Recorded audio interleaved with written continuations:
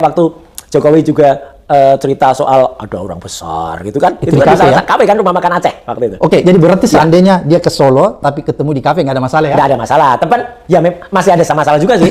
Kenapa di Solo? Gitu. Kenapa mendatangi? Mendatangi Iya, gitu. iya. Atau misalnya nggak mau di Jakarta ya ketemunya itu adalah kota yang nggak ada di tengah. Oke. Lucu-lucuan aja misalnya di Tegal gitu. Oke, ya. Iya kan di Atau di tengah Jogja. ya, atau di Jogja masih dekat dengan Solo lah. Oh, gitu. Iyalah gitu. Oke. Jadi tapi artinya apapun itu ya peristiwa itu tetap menimbulkan satu pertanyaan besar Oke. ya bagi kita semua dan tetap harus jelas karena kan dia berjanji untuk mengklarifikasi itu kan seminggu dari peristiwanya. Oke. Peristiwanya hari Jumat sore, kemudian tanggal 8 dan dia berjanji akan memberikan klarifikasi pada hari Jumat.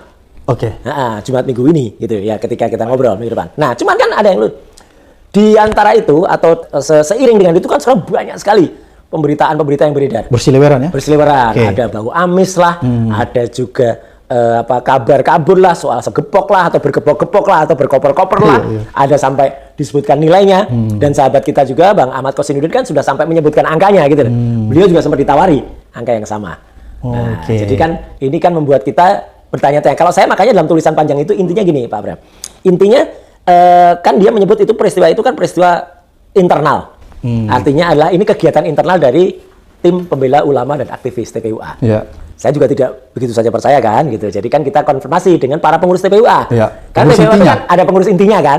Siapa Jadi itu, Mas? karena Pak Egy Sujana itu adalah ketua TPUA, kemudian katanya dia itu wakil TPUA, maka kan ada juga wakil yang lain kan Oke. gitu. Jadi ada Pak Rizal Fadilah. Wakil juga? Ya, kemudian ada sekretaris Oh, sekjen? sekjennya yaitu Bang Azam. Oke. Ya, ada juga bendaharanya Oke. Bu Kurnia Triyoyani. Oh, ya, pengurus jadi- inti semua? Iya, pengurus inti. Pak Rizal Fadilah, Pak Azam, Mas Azam, Bu Kurnia ini tiga-tiganya tidak tahu sama sekali. Tidak tahu menahu dan bukan hanya ke saya ya. Sampai sudah diajak ngobrol sama Bang Edi Mulyadi, kemudian diajak ngobrol sama beberapa podcast yang lain ya. Dia menyatakan kalau itu memang tidak tahu menahu mereka. Bukan agenda TPUA? Bukan agenda TPUA. Dan lucu juga kan dikatakan itu merupakan kelanjutan dari peristiwa tanggal 16 April 2025 yang lalu. Kan jauh banget.